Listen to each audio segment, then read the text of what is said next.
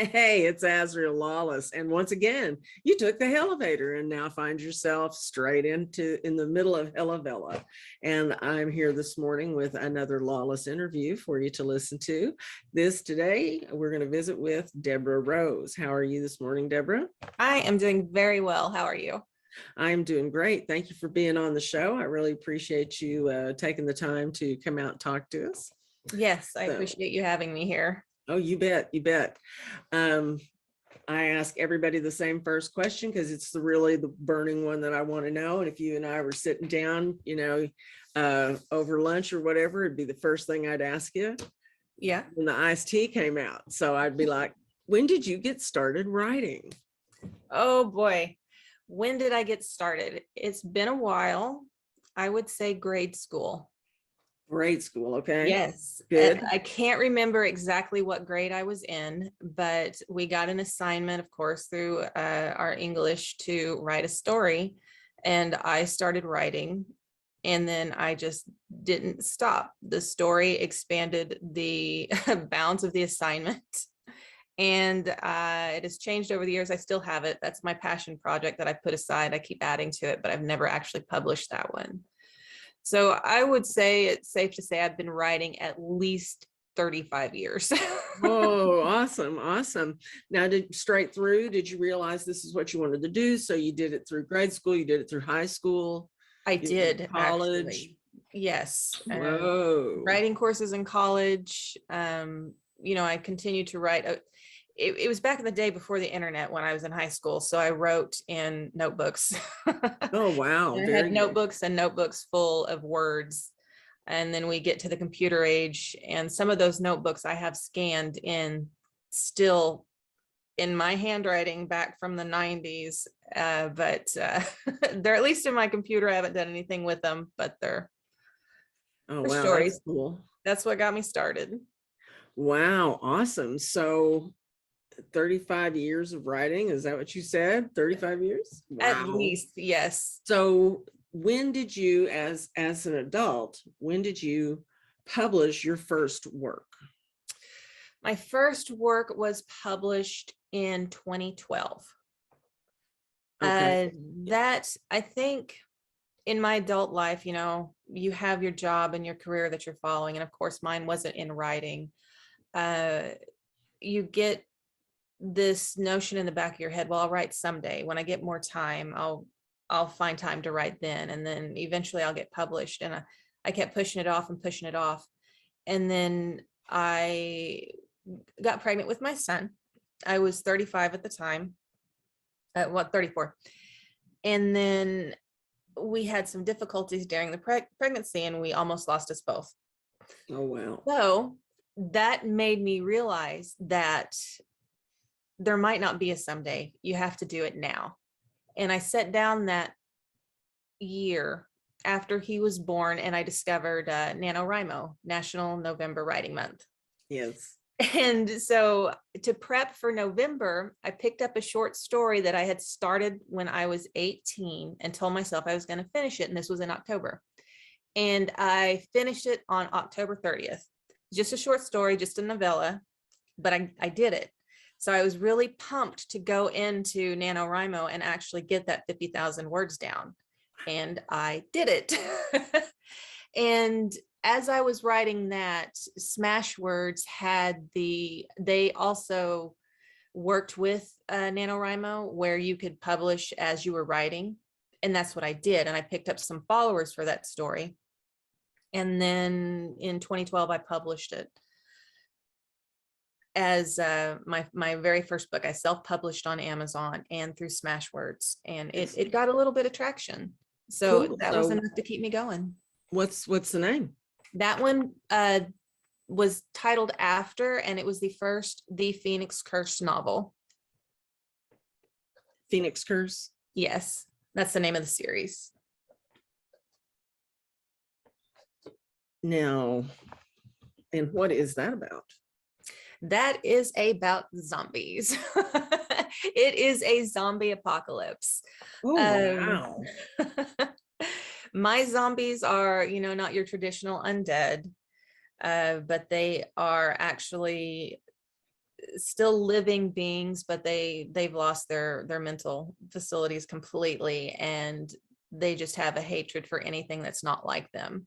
So they rush to kill. And it was an outbreak, and it starts 5 years after the outbreak, following my main character, Allie, who Oh, you're kidding. I've got a main character that's named that too.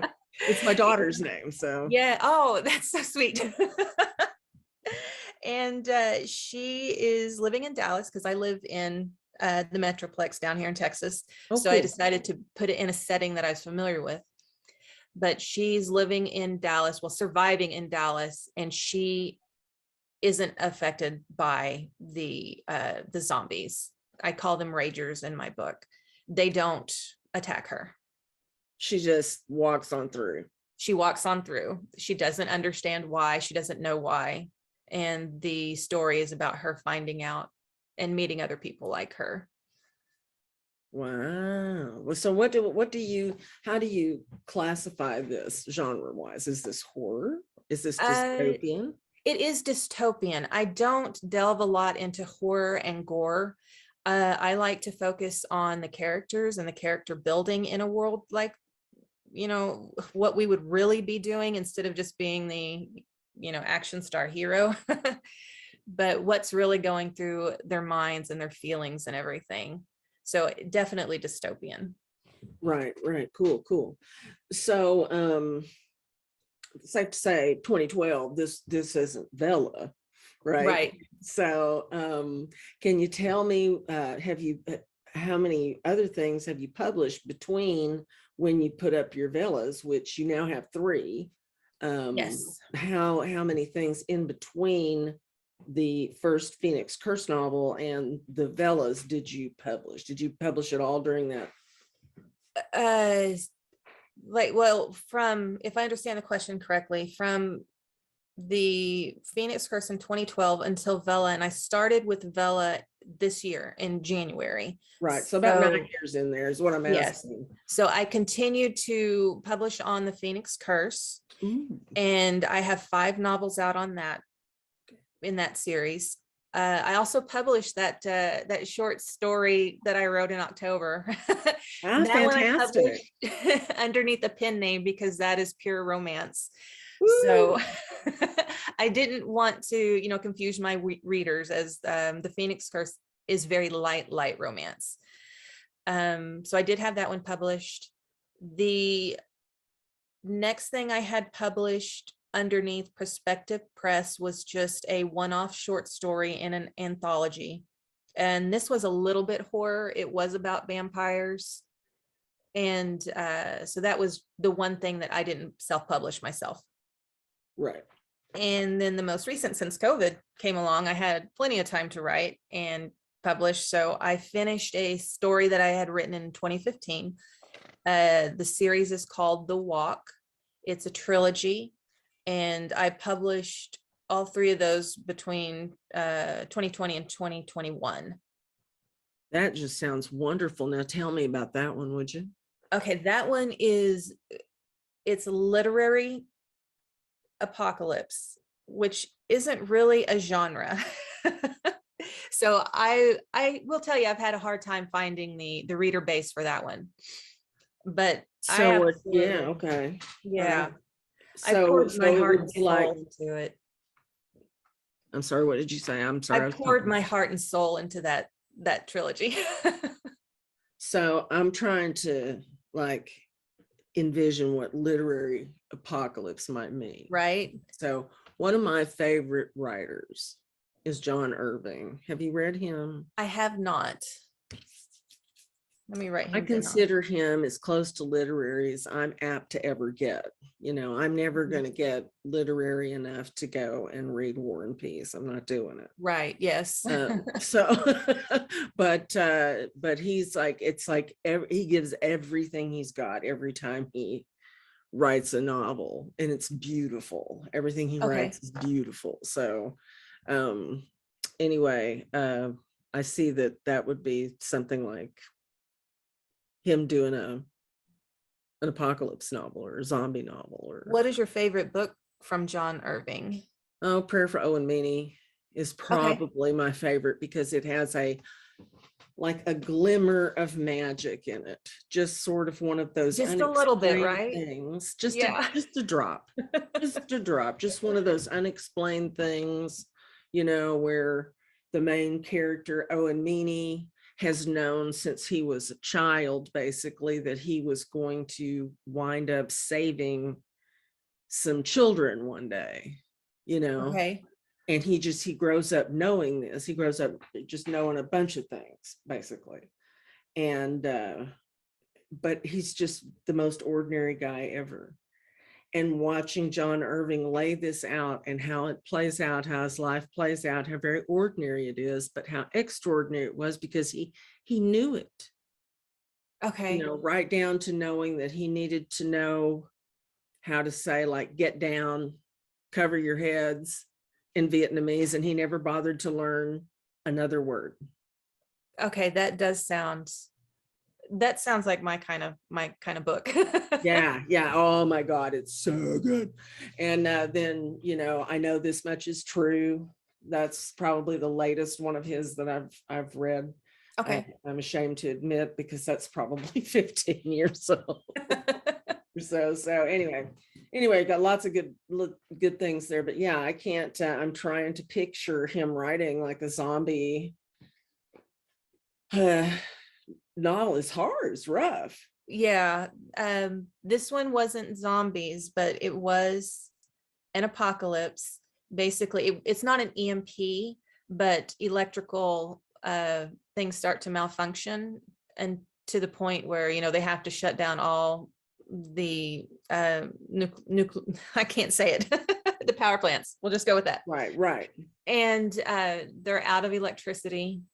There is an outside threat, but it's not direct into the main character's life. It's basically about our main character. Her name is Edie.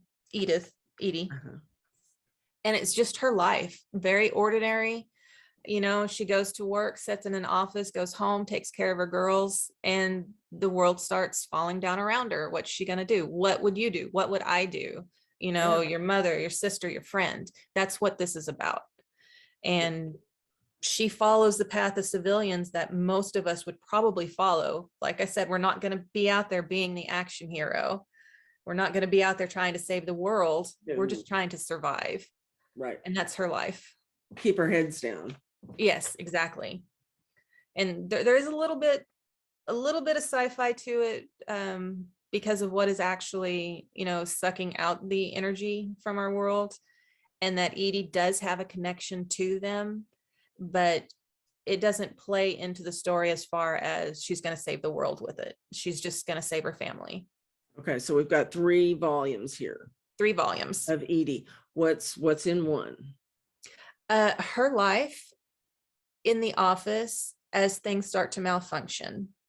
Okay. Very light romance, her friendships, and at the end of the novel is, you know, basically the beginning of the story, I would say. The very first book is really short. It's Permafree, and it's just an introduction. Okay. Permafree On Amazon and Barnes and Noble and iBooks. Yeah. You went wide release. All right. Excellent. I love that. Okay, so Permafree is the first one, and it's basically an intro. You know, we get to know Edie, we get to know what's going on. Yeah. Then 2 comes out. What's that? That one is a little bit more, I guess, exciting, as they're now displaced. The electricity is now gone, but they're trying to stay in their home. Okay. Things are deteriorating. Yes, because they're waiting to see if everything is going to come back.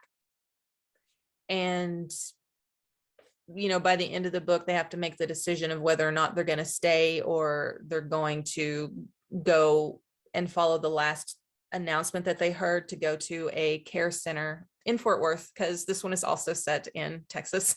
Oh wow. Okay. And then that one,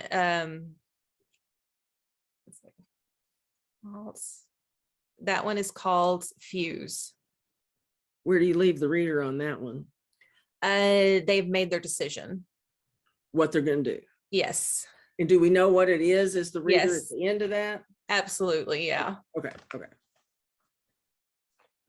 So then 3 comes out.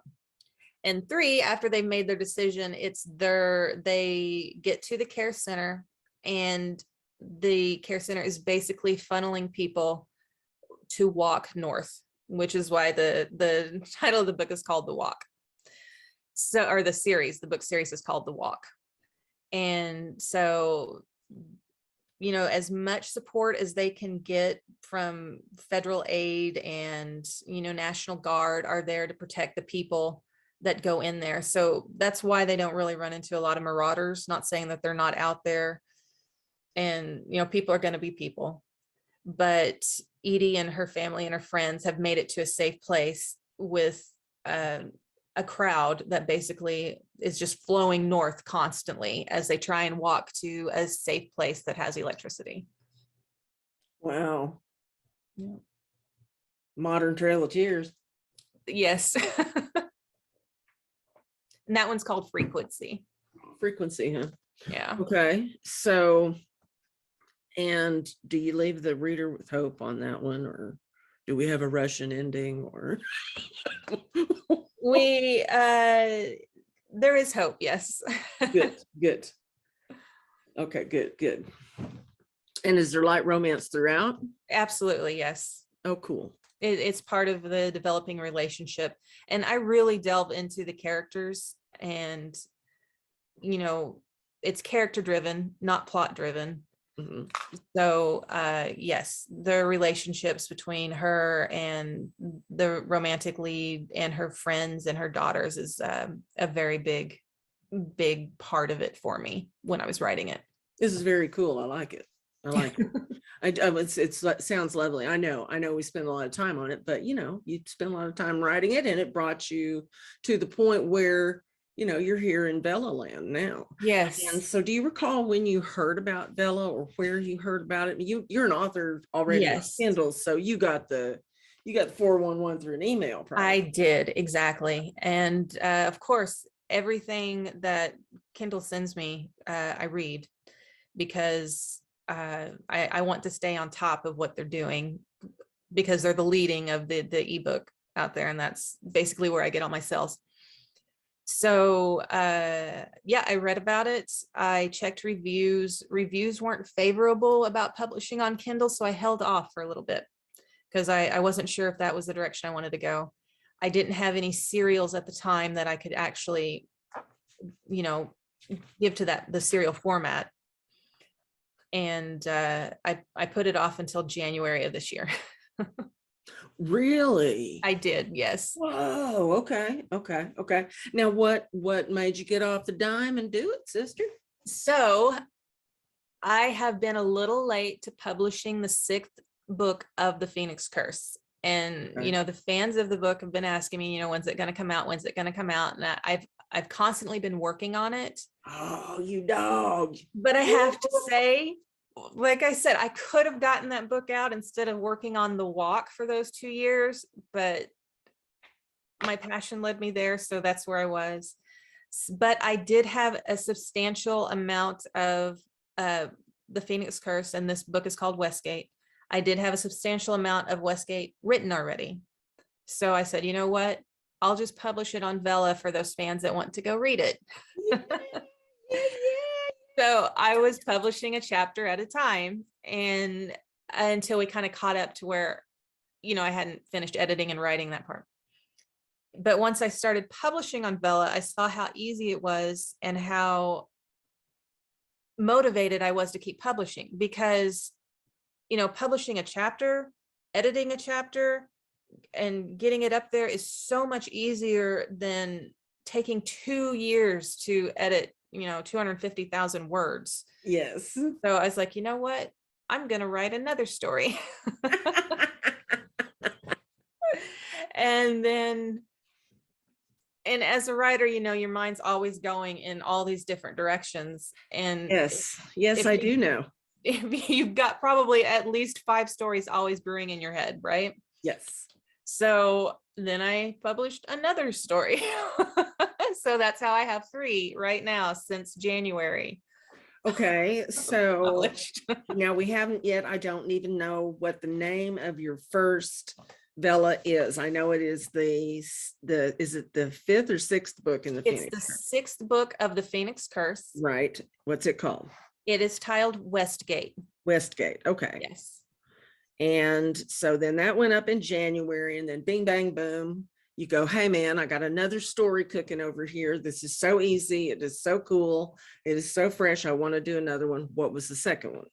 The second one is I decided I was going to write romance, so I picked up my old pen name. Oh, And that pen name is Carlan Rose. oh, So and that's why I just like to keep the rose in there. yeah. But that one's called Temptation of the Blood Moon. Ooh, And it is a supernatural paranormal romance with werewolves and gargoyles and elves and all that stuff living in a modern world. oh my God, that's cool. I like that. Sort of True Blood style. Yes, yes. Audience people walking around. We just haven't seen them. Somehow. Right. Okay, so they're all walking around in the modern day world. And so that's awesome. So Temptation of the Blood Moon. How many episodes do you have on that? That one I only have 4 out right now. That one's completely fresh, completely new. I'm still kind of plotting it out as to where we're going to go. So that one's probably the slowest one that I've been writing on. Are you tempted to use the polling tool to find out direction? I have looked at it. I haven't used it yet. So the temptation is definitely there, but I haven't utilized that. Yeah, it's pretty cool. It's pretty cool. There are a few writers out there using it successfully. And yeah, I think Yes, I've seen and I have voted on some other polls for some of the Velas that I follow. yeah, it's pretty cool. So then now I know there's another one up there. So after Westgate and Temptation of the Blood Moon, you're like, I'm on a roll, baby. And you put up another Yes. one. What was that? So this is currently my focused passion. And this I'm calling it the Angel series. Ooh, cool. The title of this one is In the Company of. All right. Now, can you tell us about that? This one is surprise about angels. I know. It is about, there's an angel on the ground and he's currently almost stalking a waitress, and the waitress is actually our main POV. Her name is Dawn, and she has seen this angel. Of course, she doesn't know what he is at this point, but yeah, we still haven't figured out why he's stalking Dawn. And Dawn has also gotten herself in a bit of a predicament with another romantic lead right now. And I just published actually 2 new episodes this week. They went live on Friday. So that is where we're going with that. I wonder who's going to come save her. Oh my goodness. Oh my goodness. Okay. Okay. So now the next thing I want to know, I'm curious about, is for Westgate. What's the average size of your episodes out there? You trying to keep them uniform? I am. I'm trying to keep them mostly between 1,000 and 2,000 words.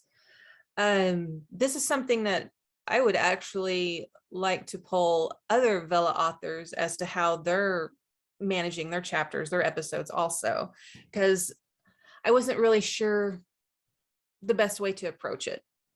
But I do try and keep them uniform and keep them about the same word length. That's good. I mean, the marketing guy, Michael Lee, I don't know if you've seen his stuff or whatever. He takes care of Audrey Carlan's marketing. Okay. And she's got the marriage auction, Okay, yes. She's numero uno for. I have seen that one, yes. So yeah, so he's her marketing guy. Okay. And he says to keep them, whatever you keep them the same. Okay. So you keep reader expectation the same. Okay. And just telling you from having interviewed a bunch of different authors, it seems to me, everybody now, comment, let me know if this is not so. Seems to me like 1,600 words, 16 to 1,800 words, that's your top end. That's Okay. your top end. Do not, the attention span isn't there. Exactly. I mean, It's just I know not my there. attention span too. That's what's come out, and we're all a little abashed about it because we're like, well, God, we wrote a 2,300 word episode. Shit, we can't even read our own, right? We can't even finish our own. So it's like, about after 1,500 words, you then you start really flipping through. You stop really reading and really absorbing, and you start going like this. How much more do I have? So it seems to be about the 1,600 mark, with 18 being like the top end. That's if you've got a real cliffhanger for them to like glom onto. That is a great tip. I really appreciate that, because that was something that was on my mind as to what I should be doing. Yeah, and like I say, this just has come out from talking to a lot of people about this. And that the uniformity of episodes, that makes sense to me too. Yes. That's what they expect. Yes. Within a few hundred words, they'll that's okay. But yeah. So, all right. So that now, is that true also between the 1,000 and 2,000 words? It's true for Westgate. Is it also true for Temptation of the Blood Moon? Yes, that's what I'm shooting for on everything. Okay. Right now. I mean, sometimes it has gotten out of my control. Yeah. I think the first episodes that I published on Angels might have been a little large. So I did have to go back and trim those down a little bit. And I still think they're a little large, but. Well, there's a kind of wisdom to that too, You get those 3 episodes to hook. Yeah. And that's how I was thinking when I first came to Vela. I'm like, well, you get 3 episodes to hook them. Let's see if we can give them enough bang for their buck that they're not resentful of buying the 4th one. Yes. But like I said, I've come to say that, I don't think, and mine are different. Like I've got 5 serials out there, and they all are different in terms of what the target episode length is based on the story. Yeah. So my fast, sexy, witchy story is, about 1,600. Boom, boom, boom. And then I've got one that's written for a true YA audience, a little kid audience, aiming audience, and that's nothing goes over 1,200. So. Yeah. And then another question is, do you go back and revise if you've overshot that mark? Because it's a domino effect. Done it. Yeah. Okay. I haven't spoken to anyone who's done it. And, from knowing what it takes to get a serial pulled down. Yes. Because you'd have to. Yes. You couldn't redress those. You couldn't. It would be impossible. It'd just be like you'd lose your mind. Yes. Yeah. But I don't know. You'd have to have it taken down and then dress it back up and stick it back up. And then you've lost your reads. You've lost your people who've already read that, they're going to be confused. Yeah. Right. And so, the general consensus so far, nobody's done it because nobody's figured out a way to really do it. Right. Screw their readers. Yeah. Yeah, I see that. And themselves in the process. So, yeah. So we're definitely putting links to all these Velas down in the description of this video. And you'll also have a link to Debra's link tree down there. So can we get to your novels from your link tree? No, my link tree is currently just dedicated to my Velas, but you know what? It wouldn't take me a second to go in there and edit that to send them to my webpage, which has everything on there. Oh, cool. And we can just list your webpage separately. Okay. Just want to make sure there's a place where they can go and click on them and buy these books if they're interested in it. So, okay. So you've written your Velas. You happy with the Vela community out there? You pretty plugged in? Yes, they I was actually surprised, but very supportive.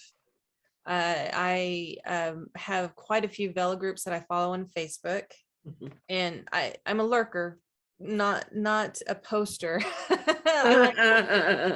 I like to lurk, and then I'll comment and I'll send direct messages, but getting a post out there myself, it's I've done it once or twice, but I don't do it a lot.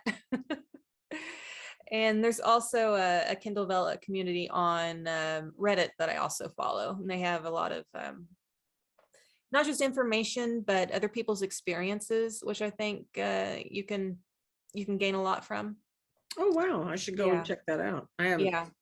looked at that at all. Now, what about the you've mentioned Facebook. Now, do you put yourself out there on Instagram and on TikTok as well? Not for my Velas, but for my actual writing, I do. My main, I guess, social media is probably my blog on my webpage. Cool. Do you have a mailing list? I do. Now, how long have you been working on that mailing list? I hear that's the thing, you got to have it. Yeah, I used to have one when I wrote on Blogger, and the one that I was using shut down. So I lost all my contacts. Oh, ouch. And then I switched over to WordPress, which I like quite a bit better.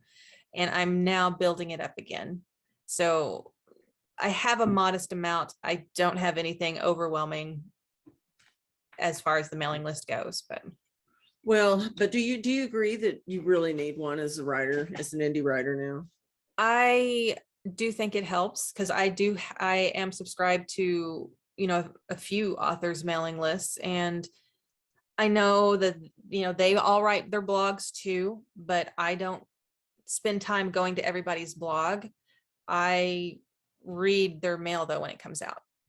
Oh, that's good. Yeah, That's so good. I do agree that having a mailing list is probably a must if you want to stay in contact with your fans.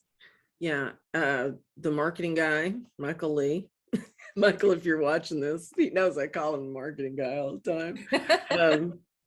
He created my webpage, and he recommended I not do a blog because Really? because Okay. then why would they sign up for your mailing list if they're going out getting your blog? Well, that makes a kind Little, of sense. little bit of Yeah. sense there, doesn't it? So Yeah, instead 'cause of, then, and just let them know, I'm busy writing. I'm doing this new, I've got a lot of projects going, so I'm dropping the blog and I'm doing the newsletter. So if you want to get on the train, sign up. okay. And Yeah, then make that blog, direct them straight to the sign up for the newsletter. that wouldn't be too hard to do, Oh, that'd be actually. easy peasy, lemon squeezy. Yeah. Okay. Yeah. So, yeah, we got to help each other, man. Right. We got to help each other. and that is something that a new twist, because like I said, I started some years ago, and once you get in the habit of doing something and you think it's working, you stop looking in other directions. And I know this, and so shame on me for not going back out and looking that up myself. Yeah. Well, I don't know. I think this is pretty new to everybody, and and it's a dynamic market. It's a dynamic Yes. market. It's dynamic because generationally, sure, we call them millennials and boomers and what's the other one? Gen Xers. Gen X. That's me. But there's no clear delineation there, It's a Yes. morphing, changing thing, as our tastes, and Always. it's all just this big, and it's moving all the time. So I actually think that serial reading is simply an evolution of reading. Yes, I It's agree what with people that. can handle right now. It's Yes. little bitty shots of stuff, a potato chip, if you will. That's a great way to put it. I've never heard it. I like that. We're on the run. We're doing stuff. We just want that little potato chip to keep going. Just, a little yeah, shot just of that little dopamine. Shot. Yeah. And we need it, and we need our creative things in society, and we need to hear all these new voices. And I think it's no accident that the platform to hear them coincides with a time when they're ready to be heard. Yes. So many Vela writers out here that are so good and have really, really, really good serials. Yes. That have never ventured to write out there, never ventured to put their voice out there at all. Mm-hmm. So, I think it's really cool. Anyway, I sing Vela's praise all the time. And that being said, I would like to know, my dear, whom do you read? Whom would you recommend that we go out and take a look at besides yourself? We've who would you like to shout out? Well, I read a lot of Velas, and I want to talk about one that I just started reading last week. It's by Irene, and she doesn't have a lot of chapters out, but it's called These Broken Wings. And it's about a fallen angel.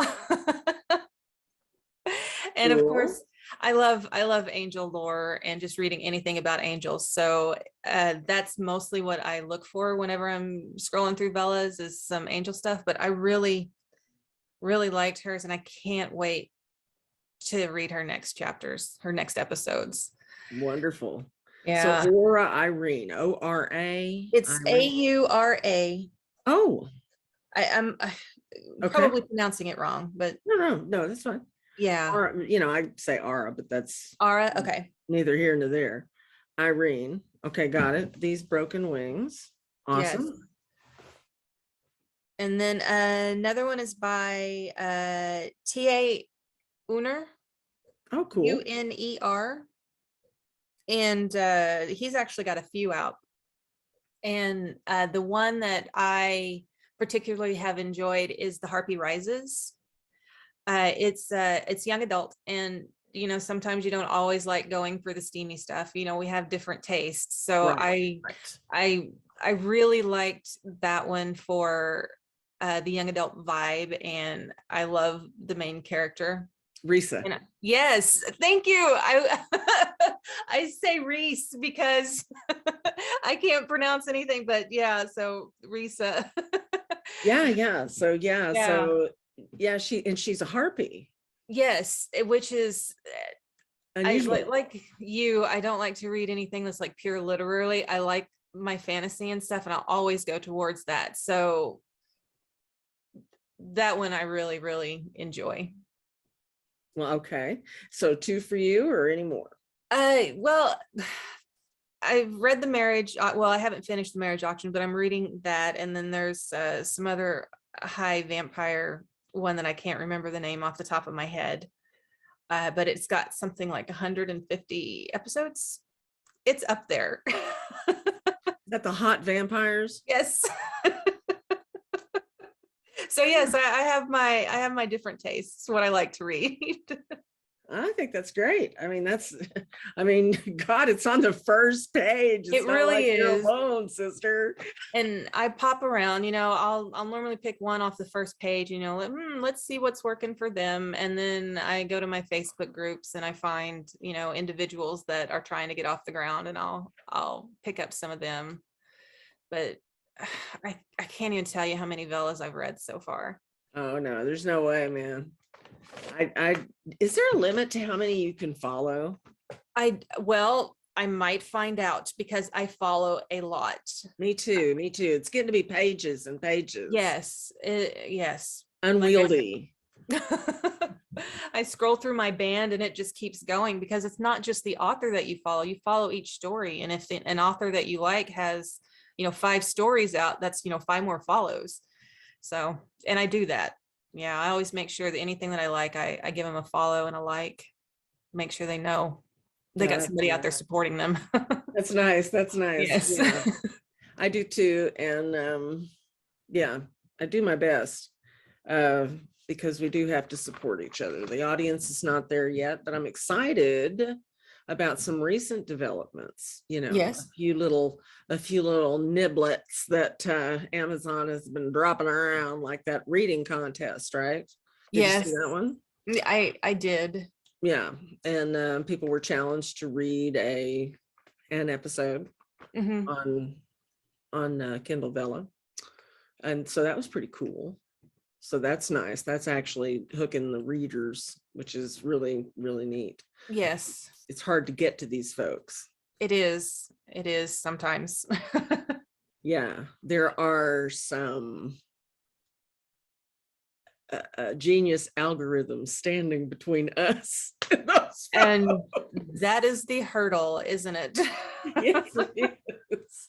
And these genius algorithms were designed and written specifically to make money. Yes.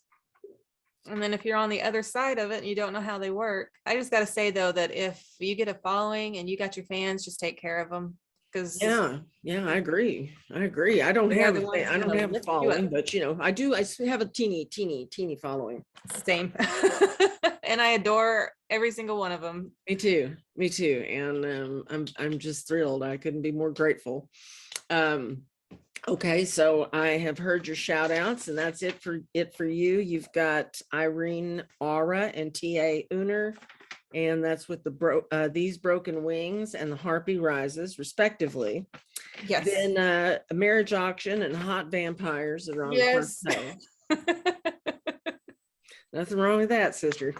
Oh my God, no, nothing wrong with that multi-billion-dollar industry.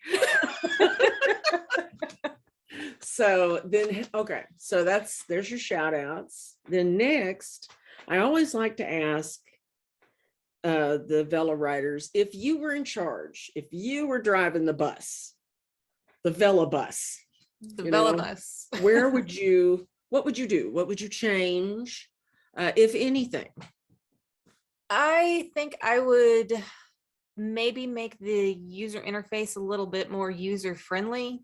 Because I have to say, sometimes I have found myself stumbling through there as a reader, not as a writer so much, but as a reader trying to find, even past episodes that I followed and trying to pick up the stories that I might have left off of and trying to go through and see if they have new episodes on. And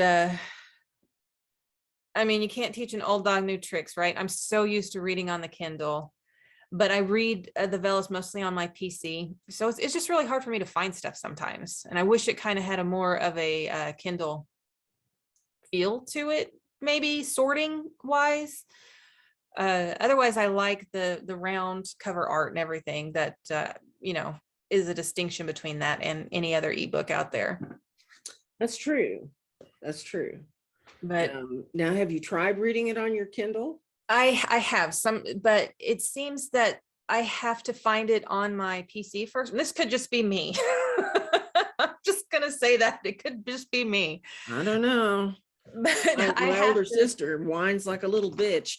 Every time she's got to do anything in there, she's like, "It's so hard." Yeah.